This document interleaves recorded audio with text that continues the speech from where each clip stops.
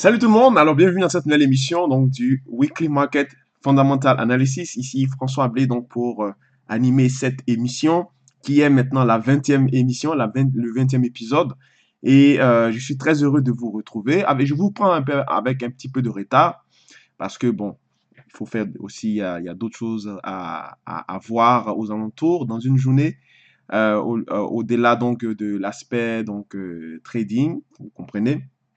Alors, je suis très heureux de vous retrouver après cette émission, qui ne sera pas une longue émission parce que l'actualité fondamentale et l'actualité commerciale est centrée sur un seul point, donc sur un seul endroit. C'est au niveau de la Chine et des États-Unis. Donc, on va juste discuter, énumérer certains points, de sorte à avoir une idée en fait du contexte global sur les marchés, afin de vous permettre de pouvoir toujours bénéficier des mouvements et des opportunités à venir. Alors, pour ceux qui viennent me découvrir, mon nom est François Ablé, je suis trader actif, trader également au sein de cette organisation qui est le GTIF, donc le Global Trading Investment Fund, qui est un propre trader qui bientôt va ouvrir à Ottawa. Je suis également le responsable du site GST Academy, donc la structure éducative que maintenant vous connaissez, avec lequel nombreux d'entre vous apprennent à trader, à savoir lire correctement les marchés financiers. Et à ce sujet, bientôt la nouvelle plateforme de nouvelle génération e-learning de GST Academy sera bientôt opérationnelle. Les jours sont comptés, ce n'est plus une question d'heure en fait. Donc, je vais faire bientôt le lancement officiel dans les jours à venir. Et vous verrez que ça sera une plateforme hyper simple, très ludique, avec beaucoup de facilité au niveau du contenu, au niveau de l'utilisation même du site en quelque sorte. Ça n'a rien à voir avec le site auparavant que vous avez connu. Et c'est un site de e-learning, donc c'est un site pour apprendre à transiger sur les marchés financiers avec des rubriques financières privées, un contenu également sur mesure, donc pour les membres éventuellement. Donc, vous allez voir que ça sera vraiment quelque chose de nouveau et d'innovateur. Donc, je vous laisserai savoir au moment opportun. Donc, voilà, je suis très content de cet aboutissement parce que c'est ce qu'il faut justement pour vous aider à progresser sur les marchés financiers. Ça n'a rien à voir avec les formations du type automatisé avec des vidéos et des PowerPoint. Ça sera vraiment des choses qui seront consacrées sur mesure. Et lorsque vous voulez maintenant aller plus loin, c'est-à-dire à apprendre à transiger sur les marchés financiers, vous aurez bien sûr une grille de lecture avec une grille d'options que vous souhaitez pour bien sûr à mettre dans votre plan de service. Et le trading live est mis en avant parce que c'est ça qui permettra justement aux traders particuliers de pouvoir pratiquer et progresser. Il n'y a pas de secret, malheureusement. Il n'y a pas de recette miracle pour devenir, entre guillemets, libre financière. Bon, j'arrête de déconner. Alors, on va maintenant avancer. On va aller voir ce qui se passe sur les marchés financiers. Avant tout, un avertissement lié au risque. Donc, vous savez que le trading, comme je disais tout à l'heure, ce n'est pas une activité de gugus. Hein. On s'improvise pas trader. Moi, par exemple, ça fait, on va dire, de manière officielle, ça fait environ 11 à 12 ans que je suis sur les marchés financiers, depuis 2008. Et voilà, je cumule un bagage théorique au moins de 5 ans, voilà, et puis un bagage pratique environ de 7 ans, donc 6 ans pour être plus exact, 6 ans et quelques mois. Donc, j'ai beaucoup transigé dans ma jeune carrière, je n'ai même pas encore fini. Je viens à peine pratiquement de commencer, donc il faut être patient. C'est un métier qui est très demandant. La beauté de ce métier, c'est qu'on ne fait que apprendre chaque jour. Donc, il faut avoir l'humilité d'apprendre, de reconnaître ses erreurs, de toujours travailler, de se remettre continuellement en question. Et c'est ça la recette, donc, justement, du succès. Je pense que c'est applicable dans bien de domaines, dans la plupart des domaines. Donc, c'est le même état d'esprit. Et c'est très stimulant du point de vue intellectuel parce que ça vous amène à faire des recherches, à découvrir de nouvelles choses, à comprendre. Et si vous êtes dans cette logique-là, vous allez voir que votre apprentissage sur les marchés financiers se fera de façon très sereine et simple. Surtout quand vous êtes encadré au sein des structures comme le GSTA, où on vous simplifie la vie en vous donnant justement les outils que vous avez uniquement besoin sans passer par mille et un chemins pour parvenir à des solutions qui sont relativement très simples. D'accord? Alors, voilà, donc avertissement lié au risque. Donc, cette émission n'est pas dans un but de vous inciter à vendre ou acheter un quelconque actif financier. Si vous avez des questions concernant votre portefeuille, veuillez vous référer, s'il vous plaît, à votre gestionnaire de portefeuille, à votre conseiller financier. Voilà.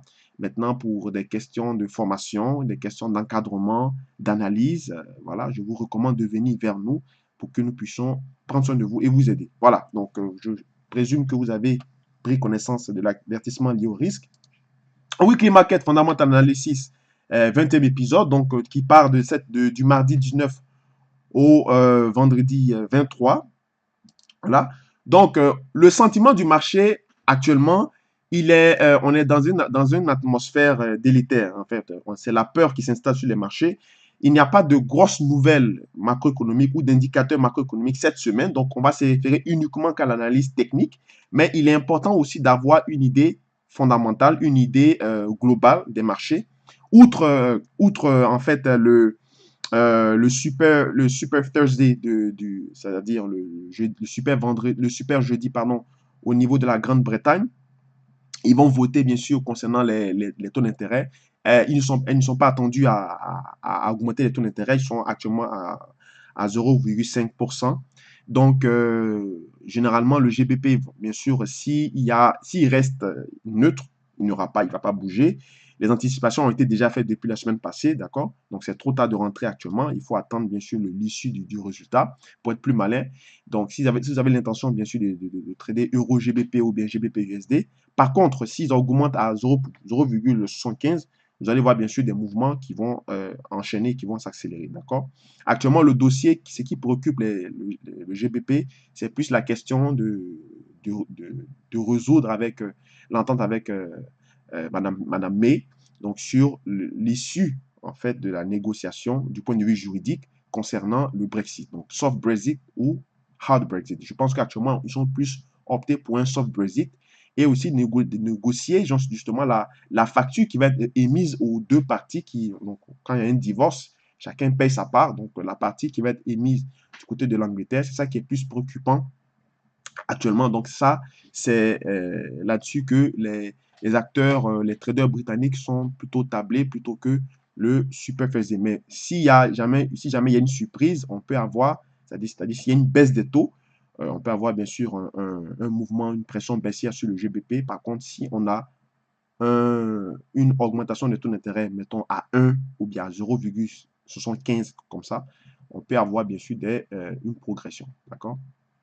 Sinon, l'attention actuellement du marché, des acteurs du marché, est centrée sur les États-Unis et la Chine parce que récemment, hier, le président américain Donald Trump a mis vraiment KO les marchés en évoquant qu'il va mettre possiblement une sanction commerciale à la hauteur de 200 milliards sur les produits chinois. Comprenez? C'est absolument démentiel comme sanction tarif. Ça représente à peu près 25% de moins sur les recettes des exportations du côté de la Chine. D'accord?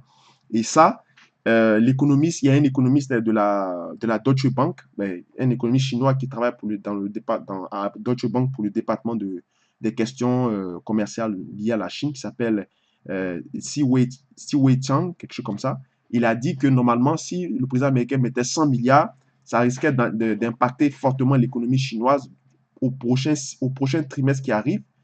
Et lui, il en a mis 200 milliards. En fait, il n'a pas mis, mais il menace de mettre 200 milliards. Donc voilà pourquoi les marchés reculent, les marchés sont dans la peur, et les valeurs refuges, justement pour diversifier le portefeuille, sont sollicitées, notamment l'or, le yen et le franc suisse. D'accord? Donc, en ce qui concerne ça, si la Chine, justement, réplique au président américain Donald Trump de la même proportion, c'est-à-dire qu'elle également réagit de manière proportionnée au niveau des sanctions, au niveau des tarifs, on peut avoir également, c'est bête de le dire, mais ça sera le cas, on va avoir bien sûr des effets contrebalancés sur les indices et il n'y aura pas bien sûr de sanctions, c'est-à-dire qu'il n'y aura pas vraiment d'impact majeur et sur les produits chinois et sur les produits américains parce que c'est un bras de fer, d'accord? C'est celui qui domine, c'est celui forcément qui va emporter, celui qui met en application ces menaces, d'accord?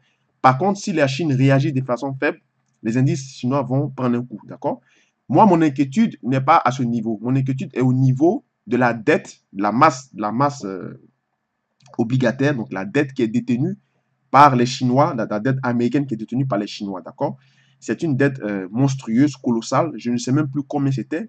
Je crois que au moment où j'avais commencé à étudier ça, c'était en 2011-2012. Et cette dette-là était avoisinée à peu près les 6700 milliards de dollars, d'accord? 6700 milliards de dollars, d'accord? Actuellement, je ne sais pas comme ça arrive à combien, mais tout le monde sait que les États-Unis, c'est le pays le plus endetté au monde, d'accord? Donc, si les Chinois décident de frapper de plein fouet les Américains en écartant même de toute façon les produits commerciaux et en se concentrant maintenant sur la dette, donc la masse monétaire, le liquide, ça risque d'être très fort, ça risque de faire très mal aux États-Unis parce que euh, en tant que prêtre, j'ai déjà expliqué ce passage, c'est-à-dire dans un rapport de prêteur versus emprunteur. Voilà, donc si moi je détiens de la dette, c'est-à-dire je t'ai donné de l'argent, donc toi tu as emprunté de l'argent, et que moi je décide justement non seulement d'augmenter ma monnaie, et puis de me débarrasser donc de la dette, de ta dette, c'est-à-dire que toi, à échéance, tu pensais que j'allais faire un allègement sur la dette, et puis finalement, je décide d'augmenter mes taux, ça va te pénaliser et on va me devoir encore plus. Voilà pourquoi le président américain ne veut pas absolument et n'aime pas quand les Chinois dévaluent le yuan, d'accord?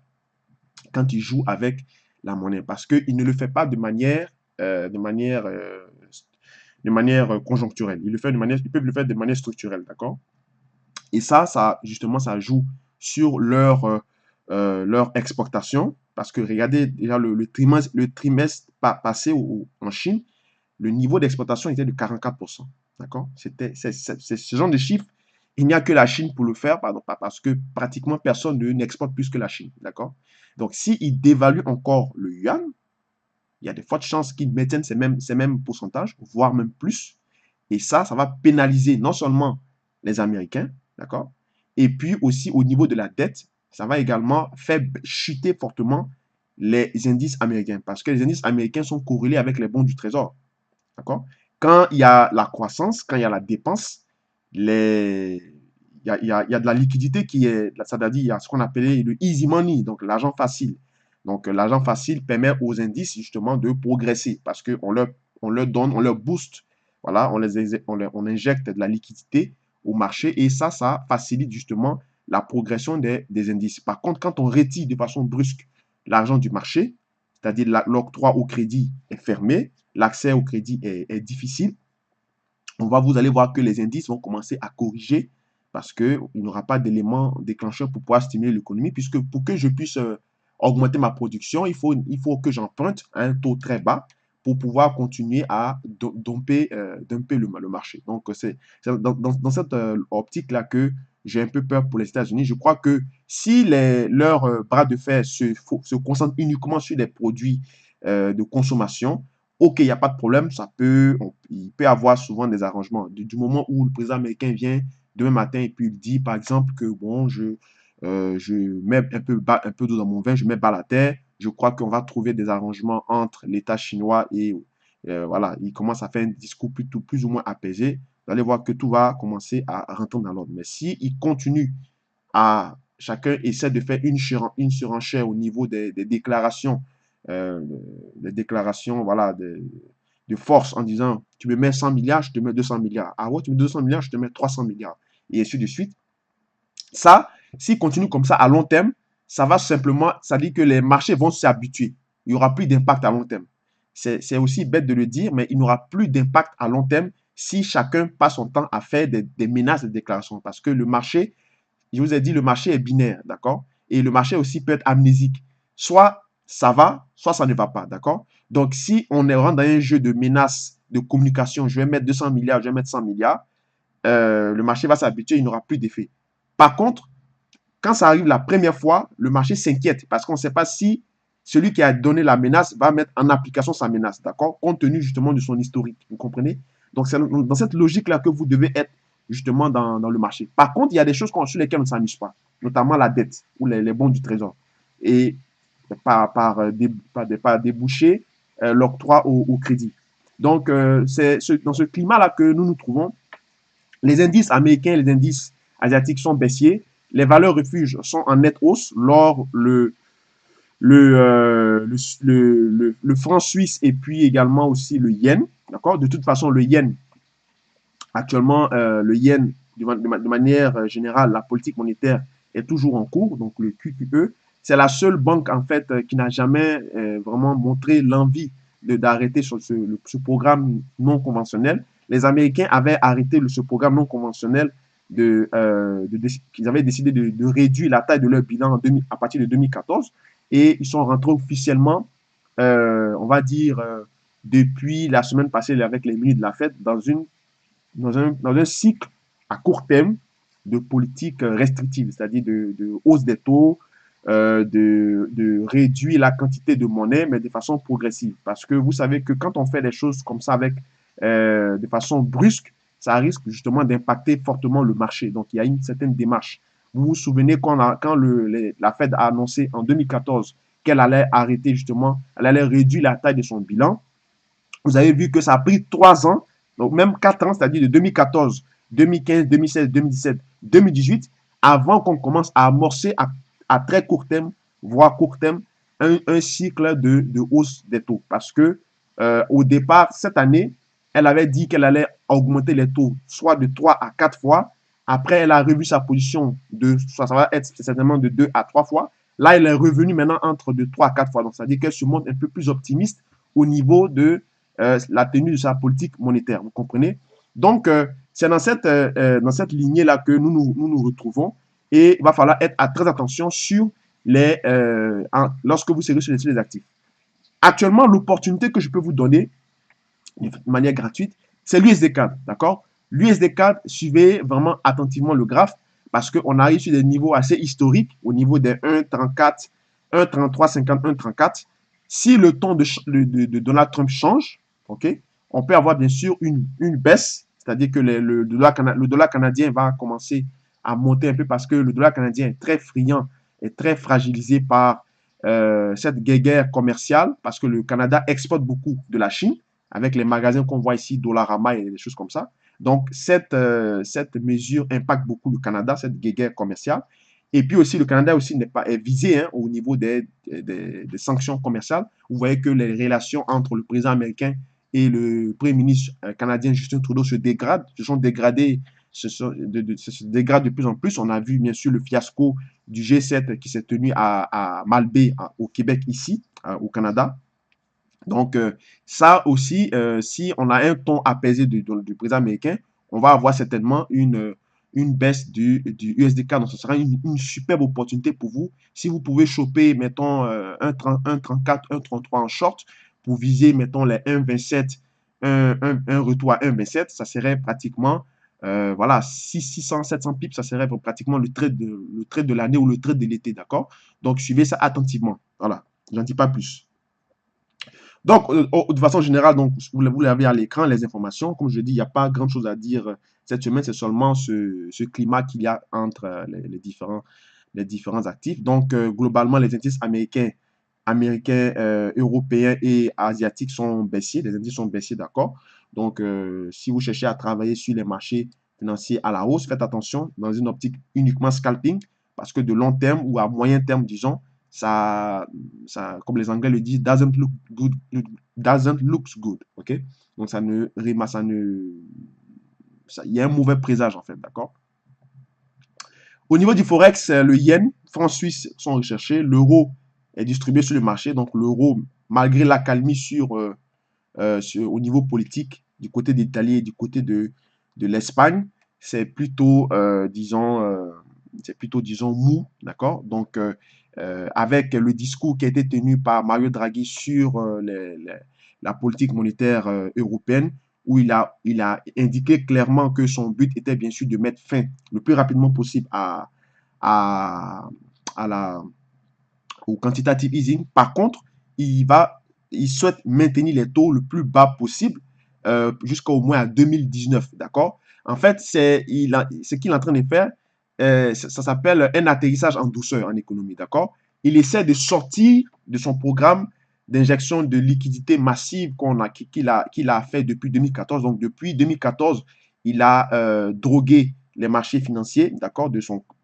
programme quantitatif.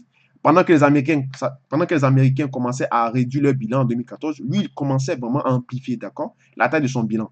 Donc, ça peut prendre au moins 3 à 4 ans pour sortir vraiment l'Europe de ce programme et entamer un nouveau cycle. Les Américains l'ont fait ou bien ils sont en train de le faire. Donc, c'est ce que les Européens aussi commencent à faire parce que depuis 2014 jusqu'à 2018, on a fait du QE, injection massive de liquidité. Donc, actuellement, on est en train d'essayer de sortir de cette perfusion monétaire, vous comprenez? Donc, il faut être patient et ça veut dire qu'à long terme, les bons, bon, pas à long terme, mais à moyen terme, les bons du trésor, c'est-à-dire les bons du trésor européens, le Bund et tout ça, sont dans une optique de progression haussière, d'accord? Parce que si on maintient toujours les taux bas, ça veut dire que le crédit est facile, l'accès à la liquidité est encore facile, même si on dit qu'on ne va pas faire un QE, mais c'est comme si on plonge de façon volontaire, hein, c'est-à-dire une certaine neutralité au niveau du fonctionnement de l'économie, d'accord? Et ça, c'est un peu comme un double discours du côté de la BCE où on annonce la fin du QE, mais en même temps, on maintient les taux d'intérêt jusqu'à 10 mois, 11 mois, d'accord? Et n'oubliez pas aussi qu'il avait déjà aussi dit qu'il se réserve toujours la marge et le droit d'injecter de l'argent si le besoin se fait sentir. Donc, vous comprenez? Donc, c'est ces trois discours-là qui ont jeté du probe sur les marchés et qui ont fait que les acteurs, finalement, ont considéré que le discours de Draghi est un discours, en fait, dovish, d'accord? Et ça, bien sûr, ça a jeté, en fait, la pression sur l'euro-dollar. Mais par contre, il faudrait être prudent parce que si on voit que il y a une certaine dynamique qui s'annonce du côté de ce qu'on appelle les CCP, donc les Counterparty Policy, que j'avais déjà expliqué dans des vidéos précédentes. On peut avoir un certain retour à la normale le plus rapidement possible que prévu, d'accord, sur l'euro. Pour le moment, l'euro est vendu. Au niveau de la géopolitique commerciale, donc c'est ça qui domine les marchés américains, les indices. Donc, de façon globale, il n'y a pas vraiment de choses à retenir. Il n'y a pas d'indicateur macroéconomique pour catalyser notre attention. Seulement ce contexte, ce clivage commercial entre les États-Unis et la Chine qui monopolise bien sûr l'attention des traders. Pour finir, dans cette émission, on a aussi ce vendredi, on a la grande réunion à Vienne des producteurs du pétrole. Donc, la Russie et l'Arabie Saoudite veulent augmenter leur production de pétrole jusqu'à 1,5 million de production pour le trimestre pour le troisième trimestre à venir dans chaque économie parce que le pétrole est monté à un certain niveau qui est très élevé et bien sûr, prix fois quantité. Donc, si en économie, si votre prix reste stable, même si le prix reste stable, que vous doublez votre production, vous faites plus d'argent que le prix n'augmente par rapport à la quantité, d'accord? Donc, c'est le rapport quantité-prix, d'accord? Et ça, au niveau de la Russie et de l'Arabie Saoudite, ils ont compris ça. Donc, étant donné que le pétrole est à des niveaux en ce moment un peu supérieurs, puisque le précédent accord qui datait de décembre-janvier était mis en vigueur, qui avait permis à ce que on gèle la production de sorte à laisser pousser, de laisser à exploser le pétrole, a été mis en place. Donc maintenant que le pétrole est sur des niveaux élevés, ils veulent maintenant augmenter leur production de sorte à profiter des niveaux du prix de baril pour en faire plus de bénéfices dans leur trimestre concernant leur économie, d'accord? Et ça, les marchés ont commencé à anticiper. C'est ce qui fait constamment baisser le prix du pétrole. Donc, on va voir l'issue, bien sûr, de cette réunion à Vienne pour voir si finalement ils vont s'atteler à rester statu quo comme avant ou bien ils vont bien sûr mettre en application cette production, cette augmentation de ces trois plus grandes forces de l'OPEP, c'est-à-dire la Russie, l'Arabie Saoudite et le Venezuela, qui justement menacent constamment les Américains de changer leur devise, leur panier de devises pétrolières qui était en dollars, qui était libellé en dollars, plutôt en euros, avec également l'Iran, d'accord? Donc ça aussi, c'est à suivre.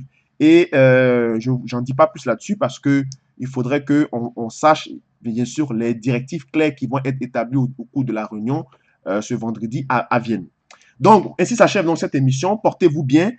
Si vous avez aimé cette présentation fondamentale, n'hésitez pas à la liker, à la faire partager, à laisser un commentaire en dessous de la vidéo et aussi à donner votre feedback dans la section avis ou reviews sur Facebook, de sorte à nous aider à améliorer la qualité hein, du contenu et de ces émissions qu'on met à votre disposition. Et je vous dis à très bientôt. Portez-vous bien. Et c'était François Ablé, donc du Gesta Canada. Il est présentement 9h20 en Ontario. Merci, au revoir.